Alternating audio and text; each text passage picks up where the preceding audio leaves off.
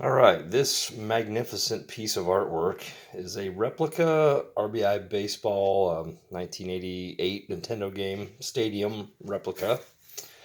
And it's made out of paper, possibly some cardboard in the structure of it. So, gonna kind of zoom in here. And scoreboard there, which we'll talk about in a minute. And this was made by a guy. You can find him on Twitter. His Twitter handle is @PaperStadiums. His name is Trey. Um, and he's made a bunch of stadiums. Let me kind of roll this around here. Candlestick, Cleveland Municipal Stadium. So definitely check him out on Twitter. R.B.I. baseball, as you know, is one of my favorite games of all time. He also did this. We'll see if you can see these here. He engraved like little R.B.I. baseball cartridges that say R.B.I. Put little Nintendo controllers.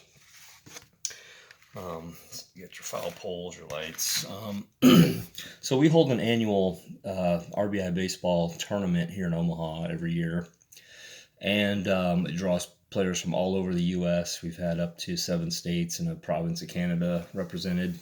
And so one year, I was playing a guy from Lawrence, Kansas. We had an 18-inning game, Minnesota versus New York. I was New York. I ended up losing 1-0.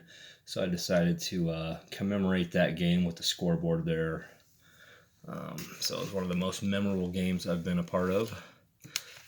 Just a really cool stadium. We took a bunch of photos of it from the screenshots, and then at the pitcher select screen, they show kind of a 3D view of the stadium as well. So Trey did a good job building this, and he kind of had to do a little bit of his own personal interpretation.